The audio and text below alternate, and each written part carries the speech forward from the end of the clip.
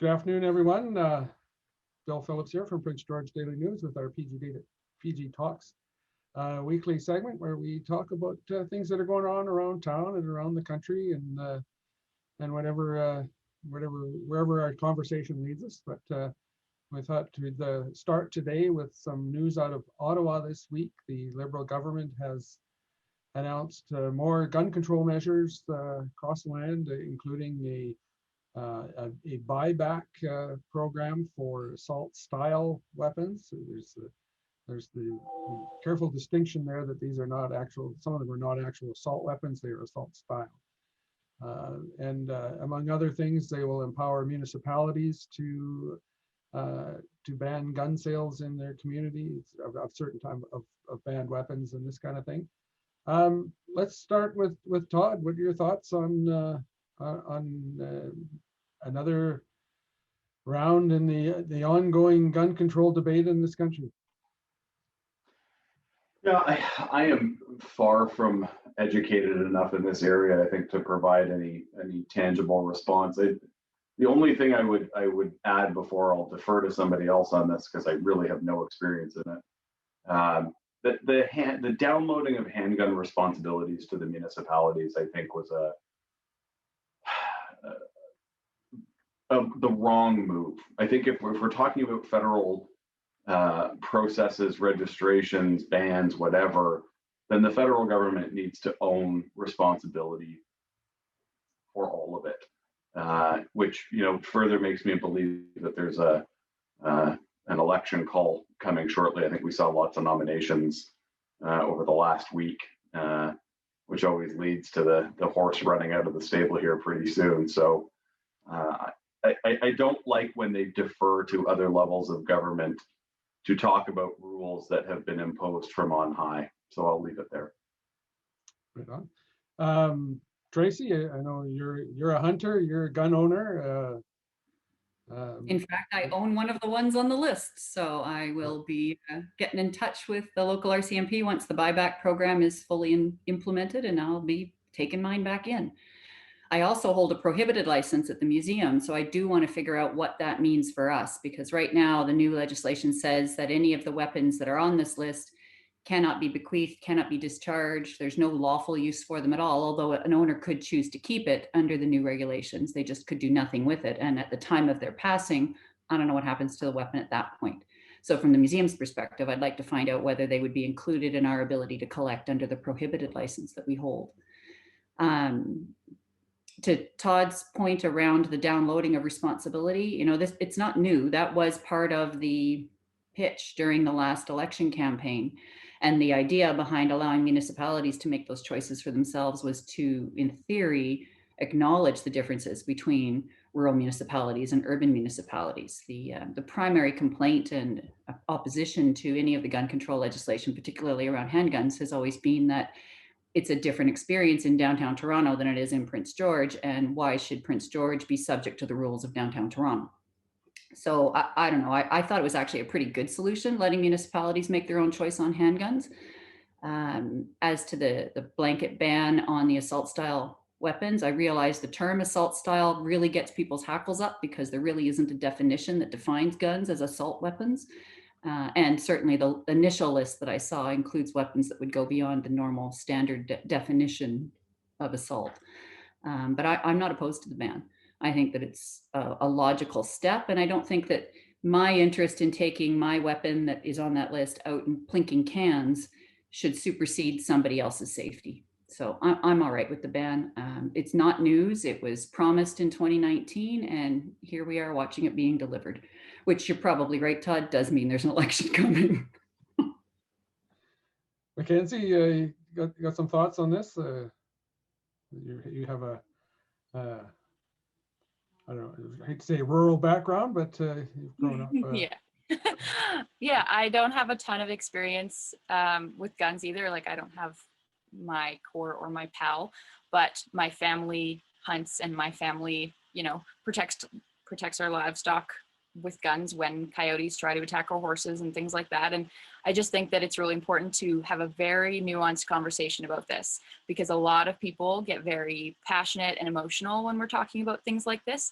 And I think that we need to have a really well-rounded discussion with people that are experienced in the field. And I feel like when we have politicians making decisions that don't have their cores or pals, then we have things like airsoft guns and pellet guns put on the list. And I feel like we need to be really careful about what these bills look like so that we are actually cracking down on illegal gun owners and where these guns are coming from, and not, you know, I don't know, not being too vague so that people aren't sure. And I feel like a lot of people just get really emotional when they see things like this. And I feel like we just need more nuanced discussions because this can rile people up quite quickly.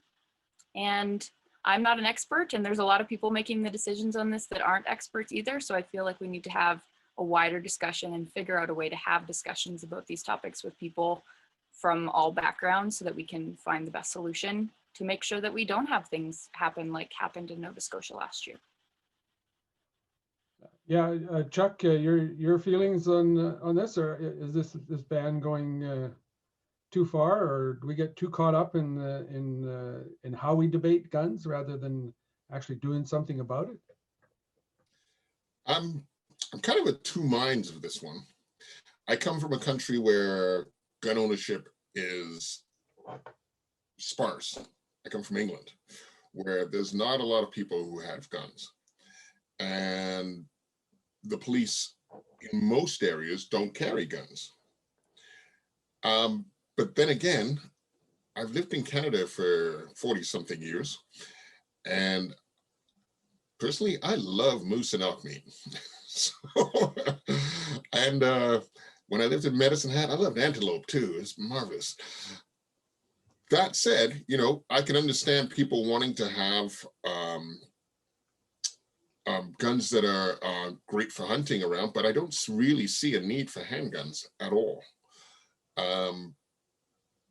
You know, there's people who do say that handguns can be used for hunting. Yeah, I think a long gun makes a lot more sense. So yeah, I really don't see why we have handguns allowed pretty much at all in Canada. And these new regulations that are coming through, allowing the cities to create bylaws and things like that, I think the government should have just come straight out and said, yeah, look, we're going to restrict these completely, you know, let's just stop it. And because handguns are used mostly as people killers, basically. I think it's important to recognize, though, like we have good gun legislation in Canada. We really do have good restrictions. And I do have my PAL, and I've got my restricted and my non-restricted. And yes, I'm a hunter, but I certainly, well, I know it's not legal to hunt with a handgun, and I wouldn't be out hunting with a handgun. And the same with most of these rifles that are banned. They are designed for the purpose of killing people, not killing moose. And, you know, my 30-06 is not on the list. If I want to knock down a moose for next winter, that's exactly what I'm going to do. And I know what rifle I'm using to do it. So I think it's important, to Mackenzie's point, that when we're having this conversation, we aren't talking about banning hunting rifles or banning handguns outright in the country. Like, these are additional layers of protection, kind of like masking, that are intended to prevent some of the gun violence that we're seeing, and the gun violence like in Nova Scotia. Yeah, I mean, we've got laws that are pretty good in Canada compared to, well, our friends to the south, and we've benefited from that. We don't get as much gun violence as down there either, but we could have less, you know, and I don't think it's going to be a real hardship to restrict handguns further. And I think assault style weapons, I don't see a real problem with having those bought back by the government either. I mean, I know I'm going to get it from a bunch of my friends who are going to go, what are you talking about? But really, you don't need it. I mean, it's fun. It's a nice little gun, but yeah, you don't need it. Isn't the question though about the black market, right? Like, you know, the guns that are being used for nefarious acts or killing people, as you know, Chuck, most likely handguns in instances because they're easy to conceal. This isn't going to do anything to stop the black market for guns. Like, you know, maybe the discussion needs to evolve to more enforcement opportunities or more charging procedures that can be implemented, or, you know, some type of investigative unit that looks for specifically trafficked weapons that are likely coming from other countries. You got to recognize, though, Todd, that the vast majority of gun violence is against women and trans, two-spirited, racialized individuals. And so I don't think that simply increasing the control of the illegal weapons is going to address domestic violence or the access people have to those weapons in their homes. And part of this new legislation does allow for people to self-report, or for others to report a family member that is having a mental health issue, or perhaps it's a time-limited period where they probably shouldn't have guns in their home because they could be in danger of self-harm or harm to someone else. So again, I really feel like a lot of these conversations get sidelined on the big key issues that the NRA loves to push, and the folks that are actually getting harmed are not being heard and are being overlooked. And that is why I liked the ability of a municipality like Toronto to make its own choice about handguns. I really don't think you're going to see them banning handguns in Prince George. See, and you brought up something there, Tracy. I think the red flag provisions and enabling them to anybody who feels threatened or feels that somebody should not have access to a gun is probably the best part of this legislation that was brought forward.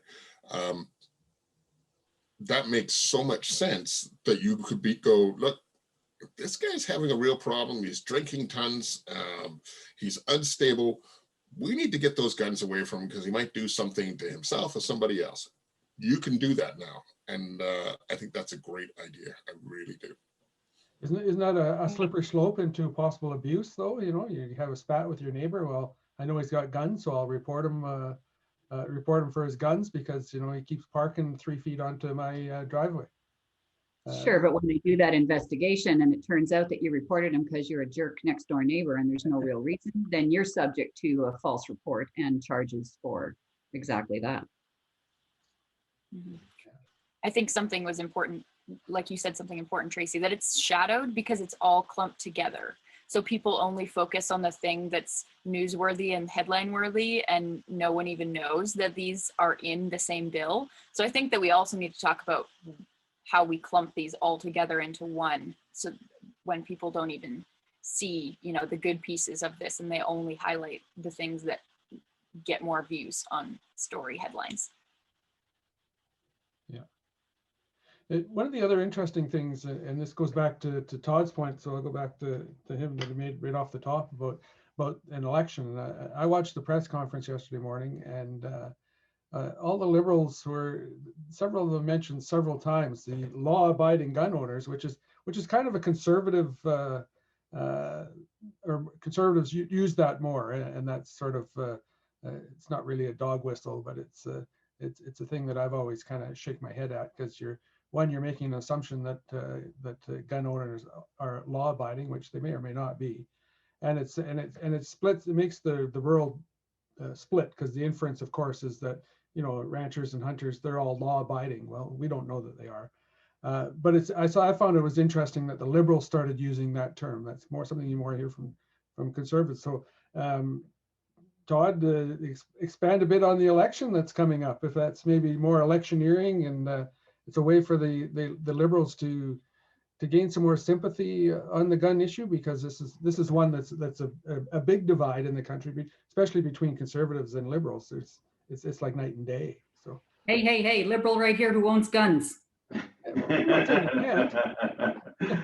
You know, message appropriation in politics is nothing new. I think, you know, you've seen for years and years and years, one party will use a statement that another party has used for a number of years, or a shorter time that they've had great success with, to incorporate into their messaging.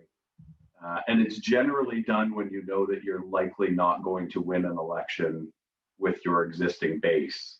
And I think that's probably true for the federal Liberals right now. I think there's a growing discontent with our procurement and distribution of vaccines. There's a growing discontent with every other major party leader being in the House and Trudeau being outside of his house.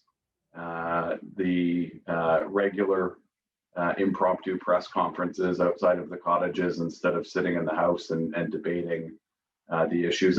So there's a myriad of challenges that the BC Liberals are facing, whereas, 3 months ago, 4 months ago, they probably could have won a majority or a pretty, I don't know what that word was, or a pretty significant minority government. Minority, yeah. Yeah. And that's changed. That's changed dramatically. The world we live in now is not the world we lived in 4 or 6 months ago. And so I think there is some parts of electioneering that certainly play into that. I think the tone that's been taken in the last couple of weeks has some electioneering tones to it. And then, again, the nomination processes have been flying in 2021. I mean, there's been countless ridings that have gone unopposed for all parties. And there's been a lot of candidate announcements that have been flying around too. So it will be interesting to see the timing. My original thought was we were probably looking at a March, April timeframe for that. I don't know now, because it's going to be, it's so easy to tie the lack of vaccine rollout countrywide and then say, oh, we're going to have an election right now, where we may get to June and naturally restrictions will lift as they did last summer to be more outside and to have those capabilities. So they may be leaning more towards an election where people may not necessarily be paying attention as much as they would in March or April, because in June or July, they want to be outside camping, fishing, hunting, doing all those good fun things. Not open in June and July unless you're hunting grizzly for spring bear. Stay with the tour, Todd. Yeah. I just want to see you hunt with a handgun. Yeah. Never gonna happen, my friend. There you go. Mackenzie, do you think we're headed for a spring election? And well, are you going to run? I guess is the. Oh.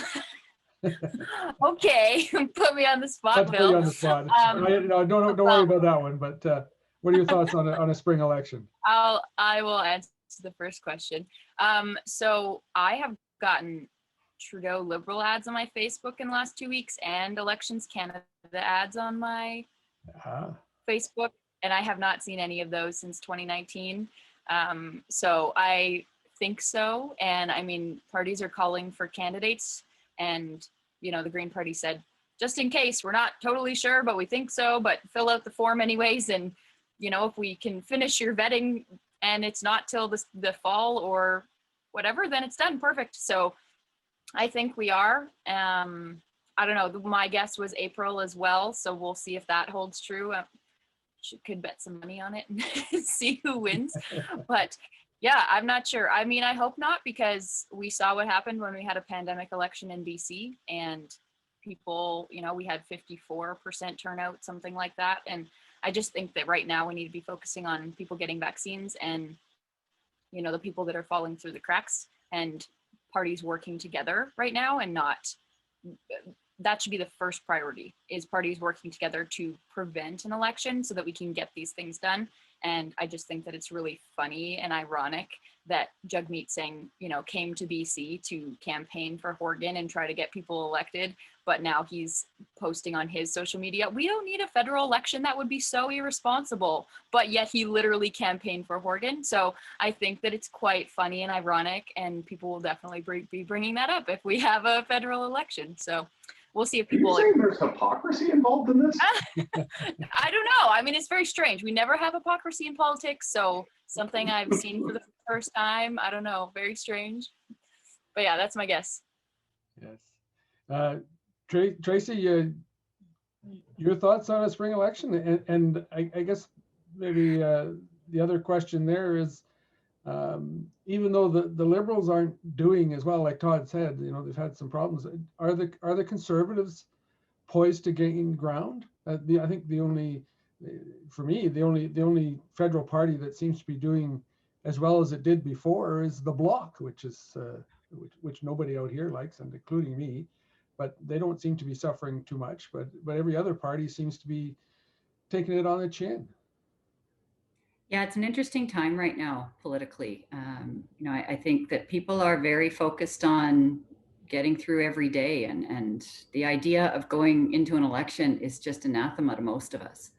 I can tell you that as the former Liberal candidate, no one has reached out. So I don't know whether they're just sick of me because I can't win an election, or whether they have no intention of going to the polls anytime soon. My guess would be the second. I don't think we're going to a spring election. I do think the intention had been a spring election, but things have shifted. And now they're doubling down on this promise of end of September for everyone vaccinated. I would bet you're going to wait to see a writ drop, at least if they have control over it, until the vaccine schedules are written in stone and things are looking smooth sailing on that front. Because I do think that the goal is to get a majority government, obviously. And the only reason to call one during the pandemic would be because of the success other incumbent politicians have had by calling elections. I agree with Mackenzie. I think it would be hypocritical and irresponsible, and I will not be on the ballot. So there you go. There you go. Chuck, do you think we're going to a spring election? And or like Tracy says, do you think maybe we're going to wait to see if we can actually get some vaccine rolled out and into people's arms before we get too excited about all this stuff? I think the latter would be the smart move, personally. And well, actually, I think the smart move would be to wait until this thing's all over and then let's look at it. But I think most likely we're looking to the fall before we get an election. But you know, is that going to be effective? Are people really interested in federal politics right now? You know, there's a lot more on people's minds than whether Justin is doing interviews outside of his house or in the House of Commons, you know. And I really think that a smart government would just say, yeah, let's get this all under control, let's finish it off, and then let's look at doing this. You know, once we've beaten this thing, we're going to look fantastic. So let's do it that way. That was what I would do personally. But, you know, nobody ever listens to me. So I think the key word to use there is a smart government. So, you know, I'll leave it at that. So but the books aren't going to look great, right? So any government chasing down the Liberals, if they were to wait till the end, whatever the presumptive end is, you know, the books are going to look horrible. So it's a pretty easy campaign to say, yeah, we're campaigning on fixing the problem that, you know, this government created with our books, because we had all these ideas that didn't get implemented, and this would have done this and this would have done that. So, you know, waiting till the end strategically will be a tough move, because once the accounting comes in, it ain't going to look pretty. Yeah. The International Monetary Fund, I think it was yesterday, the day before, released a statement or something and talked about Canada a little bit. And they said Canada's done a decent job with dealing with the pandemic, but because they haven't had a fiscal anchor for all the spending, it's like you're saying there, Todd, there's a reckoning to come down the road, because you're just spending without any real plan for paying all that back, and that's going to cause problems. So yeah, I think probably if you're a politician, you're probably thinking sooner, because the reckoning is going to come later down the road, and it's nice to have all those bills come in when you're on year one of a 5-year mandate. Yeah, I mean, one of the biggest questions that, you know, because we prep debates for elections at all levels, you know, I was thinking very long about this, and I think one of the questions that comes to my mind is, which government is going to talk about capital gains taxes, and which government is going to actually implement capital gains taxes?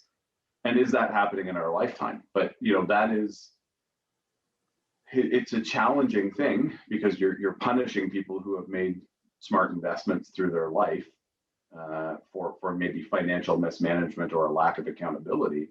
But it's a cash recouper in probably a pretty quick way. And I think about my parents and the value of their investments through the years.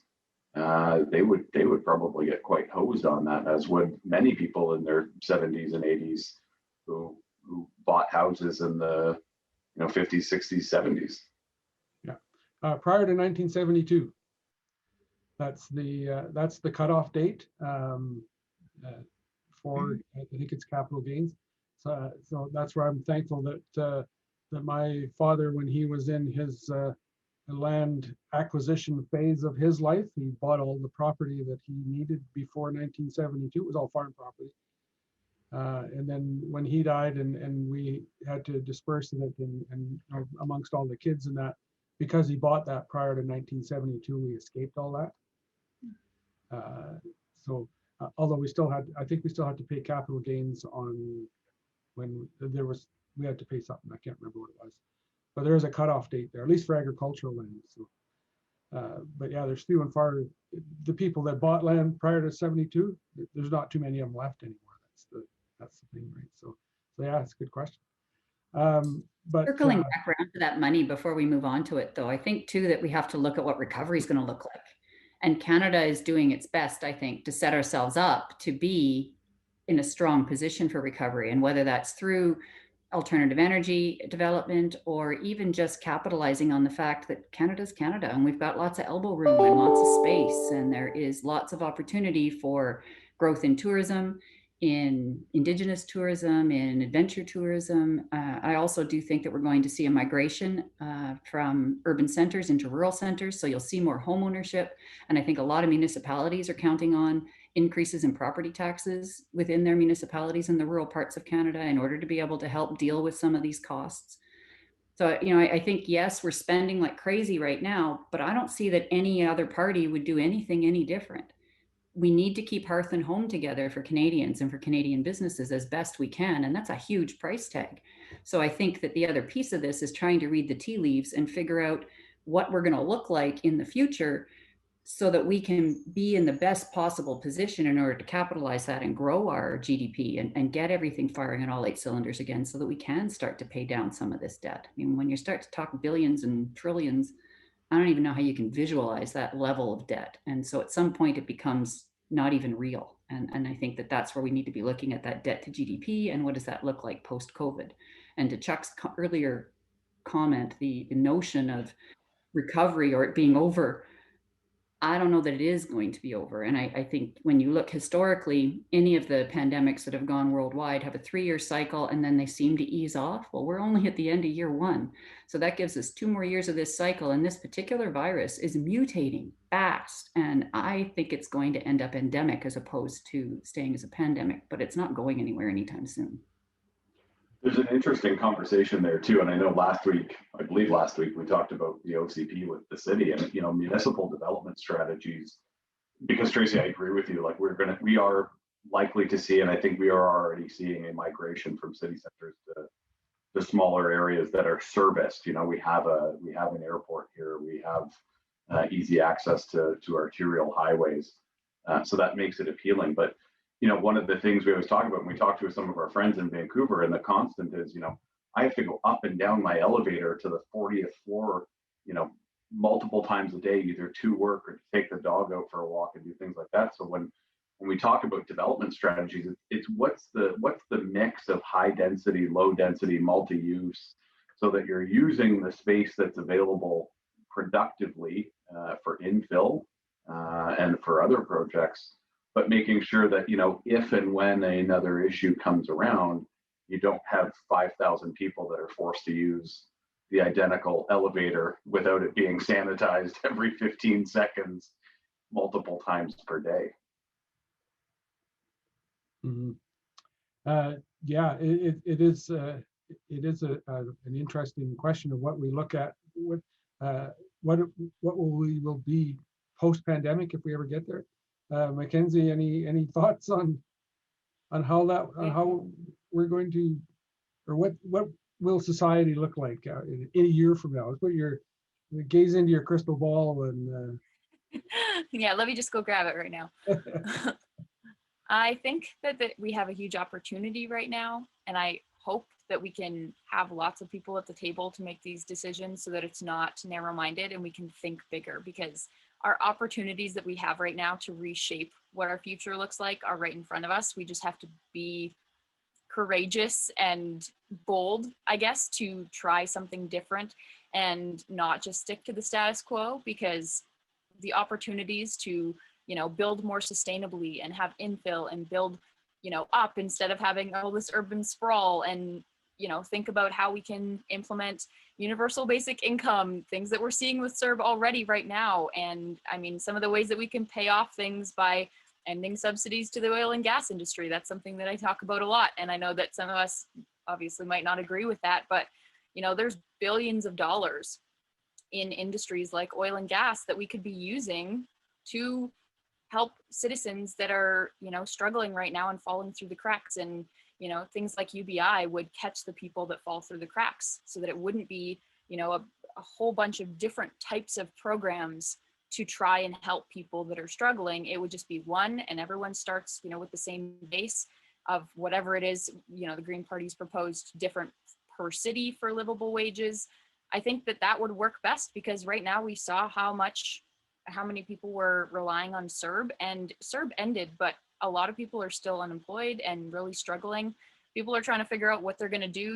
They've been, they've been struggling with, work and being stuck at home and not seeing people, and people are thinking of moving for new opportunities, because right now is a time of rediscovery for a lot of people, figuring out what they really want to do and where they want to live. I know a lot of people right now that are contemplating changing what they're doing, because either they've been laid off and they've come to find what they're actually passionate about, and now they're changing direction, or, things are happening for people. And I feel like there's just huge opportunity, and I hope that we can be courageous to take those opportunities and not just stick to the status quo and think bigger, because we need a balance of realistic and optimistic to find a better future, because there is better options available. We just need to be brave to take those options. Chuck, do you think universal basic income is part of that solution, or is it going to? I think there was a report out a week or so ago. I think it was the provincial one, where they looked at it and they kind of said, "Yeah, probably not going to happen." But can that, or should that be part of our society moving forward? I don't think it's a bad idea. A base rate, for everybody is not a bad plan. But is it doable? I mean, it's tough. It's going to be a tough sell for a lot of people. There's the whole, let's say, the North American dream, the work hard, raise yourself up by your bootstraps and go for it. That a lot of people live by, and there's going to be a lot of opposition to some people being given a boost that they weren't given back when, and I think that's going to be the biggest problem. And justifying the cost of such a system to those people is going to be really hard. But I think it's what we really need to do to bring our society to the level that we want, to bring everybody up so that they have a safe place to live and a life that is worth living, and maybe this whole pandemic, which could very well become endemic, is the impetus we need to make those kind of changes. It might be time just to take a good look at our society and go, well, didn't work so great through that. Let's see what we can fix. And maybe that's what we need to do. Maybe that's what this is. It's a shakeup, right? We can take some time to look around and go, maybe we need to make some changes here and there and bring things up to a level where we don't have to worry about this so much next time. So yeah, I think it could happen. I think it should happen. I don't know how easily it's going to go through. I'm with you, Tracy, Chuck. go ahead. Yeah. Yeah, I'm agreeing with Chuck. I think Mother Nature put us all in timeout to figure some things out. We've got multiple existential crises going on at the moment. If the last year's taught us anything, it's that we are inextricably intertwined, not just with our environment, but with each other, regardless of which continent we're on or which party we happen to wear the pin for. And when you're talking about a universal basic income, that's the step one to addressing absolutely ingrained systemic inequities. And those inequities have only been highlighted through looking at people's experiences during this pandemic. So is it an easy thing to sell? No. Is it politically popular? Not with the majority, unfortunately, yet, although things may have shifted over people's personal experiences in the last year. And I do think that is the kind of total change that we're talking about. If we're going to navigate paying down the debt that people are so worried that we're creating right now, then we need to think about everything that we're doing, whether we're talking about what power we're using to operate our vehicles, or whether or not we're making sure that the opioid epidemic is being addressed with decriminalization of drugs across the board and basic human rights around food and housing. There's so many issues here that have just all sort of evolved along with our contemporary society that we've never actually stepped back, thrown out all the bloody precedents that make everything so convoluted, and tried to really design something for the way we all want to live. Because I don't think it matters if you're a conservative or a Green Party or a Liberal or an NDP. Ultimately, all of us want to be happy and healthy, and we want our communities to be vibrant, and we want our kids to have a great future. If that's an overarching goal, then let's figure out how to make that happen for everybody, not just for whoever happens to be in power for 4 years and then watch the next crew come in and undo everything that group did and do it their way. It doesn't work. We need to do things collectively. Todd? I would agree that, sorry, Bill. No, go ahead. I was just going to you next, Rick. I would agree. This has given us an opportunity to think differently. As bad as the situation is, you can't look the gift horse in the mouth, and now is an opportunity to reimagine how and why we do things the way that we do.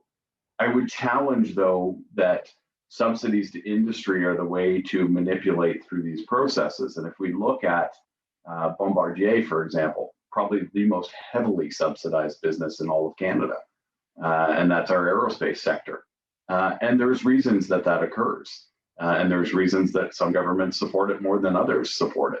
But I posted an article from the Canadian Press this weekend, I believe on Family Day on Monday. And they took census data from the last census, as we know the next one's coming around now.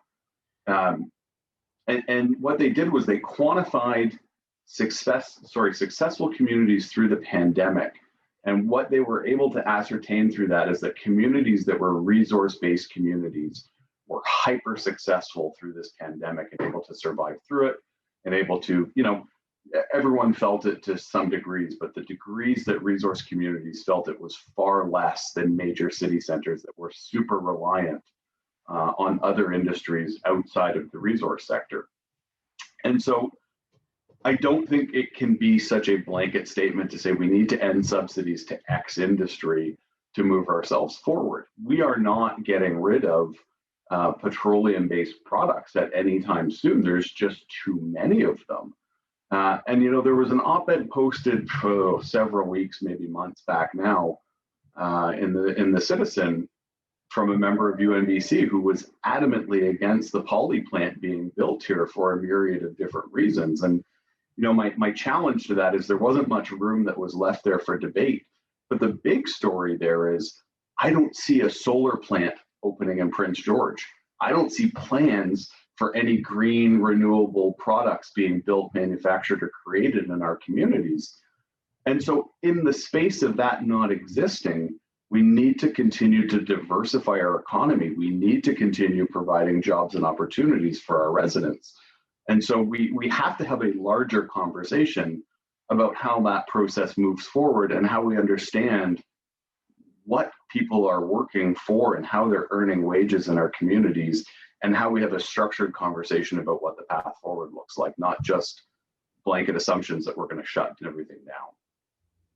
I don't think anyone's saying we're going to shut it down. I think it's not an either or, although it's often framed up that way for the purposes of headlines and arguments. I think you've got mission-driven industries and you've got economic industries. I mean, if you think of federal government as a nonprofit organization, I'll use my own parallel museum. There's things we do that we lose money on hand over fist, but we do them because they're core to the reason we exist. And then there's other things we do that may tangentially relate to our mission, but their job is to drive revenue to support those mission-driven ones. So I think when you start talking about subsidies for industry, maybe we should be thinking about them more that way. And I mean, you're not naive enough to think that there isn't a lot of power in that oil and gas lobby, much like in the gun lobby.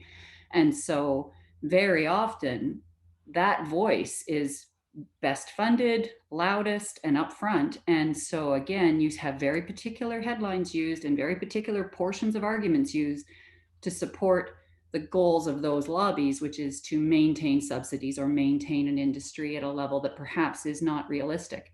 And I don't think there's anybody, even in the oil and gas industry, that's going to claim that further development of oil and gas is mission driven in today's global world. I think the development of alternative energies is the mission driven piece of that. And that's where those subsidies need to happen. And I do want to argue with there being no green industry showing interest in our community. And BC Hemp is a pretty green operation, and it's definitely showing industry. And I think it's maybe 6 months out, but we'll see them. How many employees do they have? Couldn't tell you. They're at the point of development. Right, but what I'm saying is we can't nip a project because we think something else is going to take over when it's not currently taking over. And I would challenge too that there are strong lobbyists in every political vertical. They each have very, very strong lobby organizations. And there's a number that are on the left or the farther left side that have quite a bit of pull in policy development. In fact, have created policy books and all the power to them. But we can't single out one industry over another industry. I think the conversation just needs to be more broadly accepted that there's a global conversation in our country that needs to be had about how we collectively move forward. I would agree with that completely. And I think that getting the lobbies out of that conversation would be ideal. I mean, the poly plant opposition in town here that has the most strength from my position is the issues around the airshed. I'm not prepared to compromise the airshed. We have enough trouble in the bowl already with the airshed. We don't need to add more weight to it. I'm not interested in the argument that we shouldn't make plastic because plastic is bad. I think that there are still products that need plastic, and we've certainly shown single-use plastics are important during this pandemic. So that piece of the argument I can discount. On the flip side of that, I've talked a lot to the poly plant proponents and say that's 6 times fast. And I'm not impressed with their interest in consultation. And so I think that when you're talking about having a conversation like that, you need to have actual facts and actual conversation, and people need to trust each other. And it's that circles right back to trust, which is such a huge issue in the whole world right now. And I hate to see it coming up, but it comes up over and over again. And we can't make good decisions or even have good discussions if we think everybody who doesn't agree with us is lying to us. Yeah, I think you hit on an important point there that I'm reasonably sure we can all get aligned with, and that's that we need consultation, better consultation at all levels, government, industry, the whole 9 yards. I think consultation is key to how we do things. Because, to your point, Tracy, there is a group that is adamantly opposed to that project, and they are very vocal. And I don't think it's representative of the entire community. I think it's a smaller subset, but it is the airshed is certainly a valid argument to take into consideration. But we also want to make sure that 70,000 people are being heard through these processes. So when we talk about engagement and discussion, we need to make sure that we're reaching out to as many as possible. And speaking on environmental project, so just segue a bit here to there's another environmental battle possibly brewing up north near Fort Nelson, where Canfor has sold or is pending to sell, trying to sell its timber license up there to a pellet plant business, I think Peak or something like that, I can't remember. So Conservation North and Stand Earth are both now raising the alarm that you know, pristine forests are going to be cut for pellets. And I'll go to Mackenzie. Is that a valid argument? What's the difference between cutting forests for pellets or 2x4s? Huge If we're going to difference. cut, I guess that's the other question. Maybe we should just leave them stand. Yeah, I mean, if we're cutting old growth for pellets, I think we really need to reevaluate what our values are, because I feel like, you know, pellet production started with people saying, well, instead of burning these slash piles, what can we do with them? Let's turn them into energy. But now that we're running out of slash piles, we're trying to cut down forests. Well, our TSA, our timber supply area around Prince George, has been so over harvested in the last 80 years. We're running out of places to harvest, and now we're going to old growth or, you know, primary forests that have never been cut before. That's a huge problem. So we need to really be sounding the alarm when it comes to this. I mean, right at the end of the provincial election, we also saw, you know, a pellet plant proposing to cut an old growth area just east of town near the ancient forest in that general area. And I think that we really need to be looking closely at what it says. So it's a very nuanced conversation. Again, like, I want people to do their research. It's a huge headline title, right, to get people's attention, but we need to look at why this is happening, and why this is happening, from my understanding, but there's people that work on this every single day, you know, and I don't, but what I have learned so far is that it's because of the definition of old growth that they can get around it. So, you know, these large trees, if they aren't a certain size or if they aren't a certain age, you know, then they can kind of get around it. And they're saying, well, we're not turning them directly into pellets because they are cutting these old, you know, cedar or hemlock that are in the ancient forest area and the ICH area, biogeoclimatic zone. So if they're cutting those, they say, no, we're cutting those to turn them into wood or pulp. We're not turning them into pellets. We're using the slash from those to turn it into pellets. Well, yeah, but you're still turning it into pellets. You're still cutting down the old growth, which is not acceptable in my eyes. And I don't think it should be acceptable in anyone's eyes, because we have less than 1% of our old growth left in British Columbia. And it gives us huge benefits to our health, to our environment, for tourism, for long-term, you know, like maintaining these environmental areas that are protected.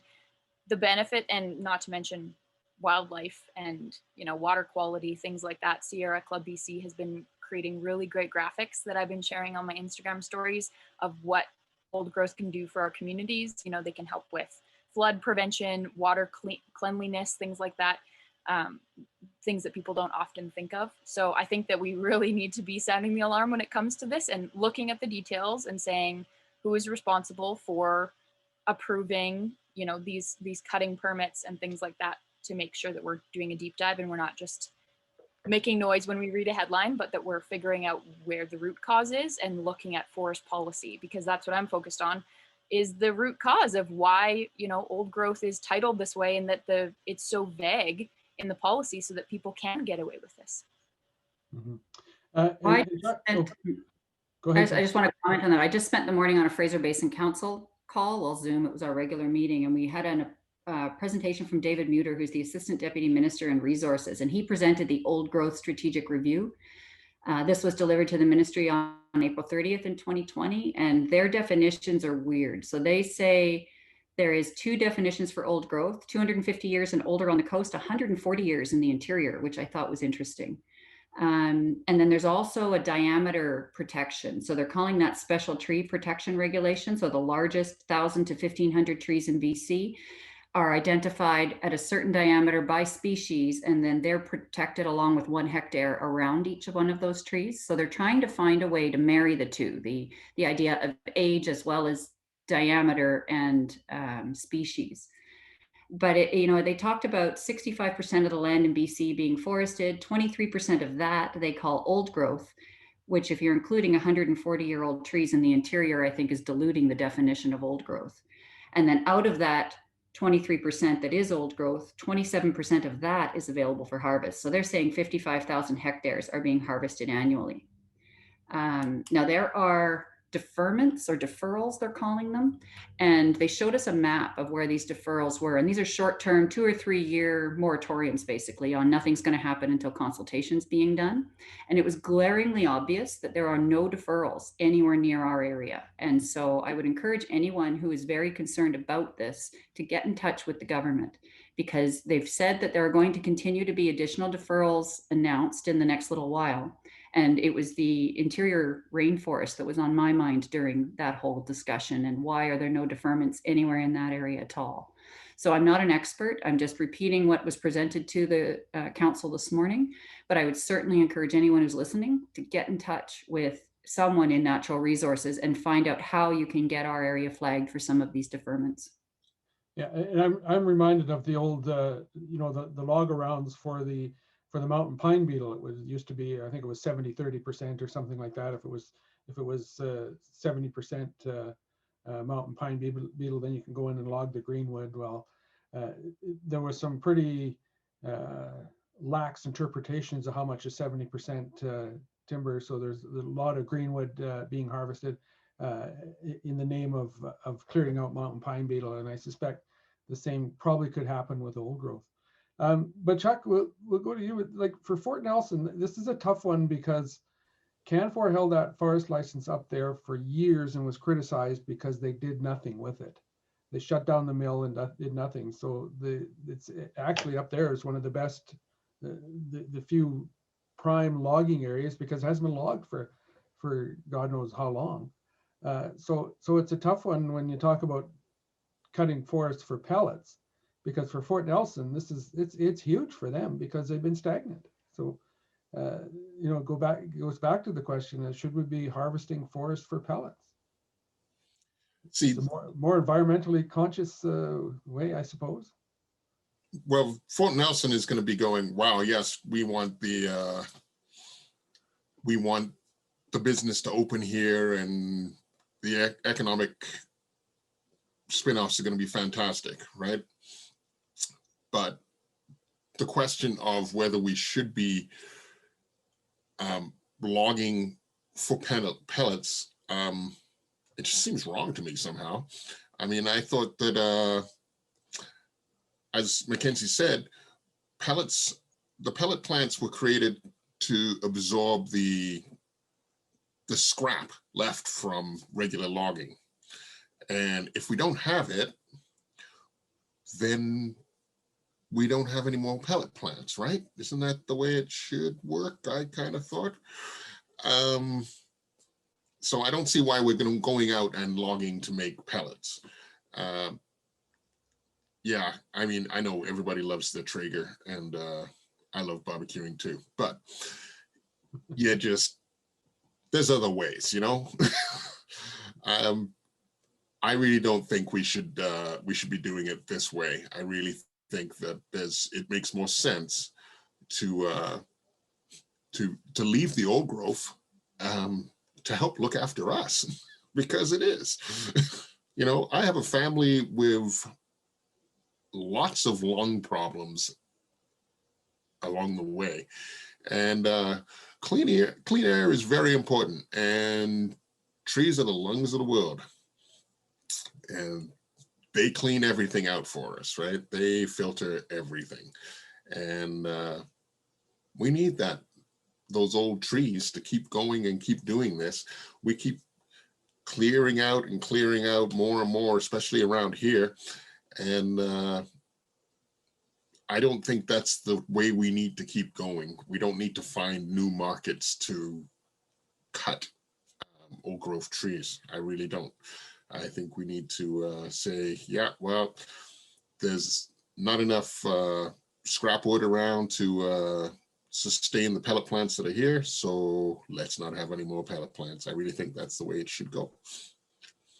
Todd, we'll give you the last word to you. We're coming up on an hour, so. Short and sweet, because I got to run.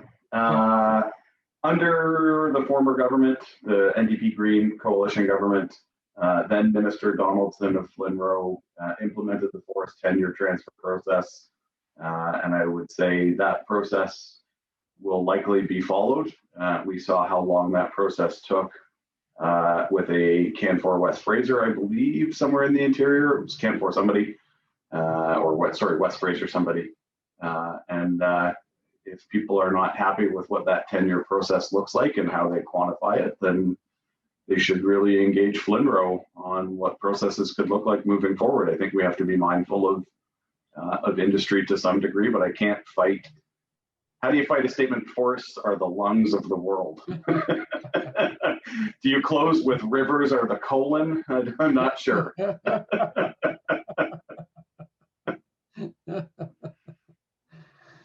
Well said. Right on. Well, that brings us up to an hour. So I think we better end there because I can't top that either. So thanks everyone for watching, and thanks Chuck, Mackenzie, Tracy, and Todd. And we will be back again next week.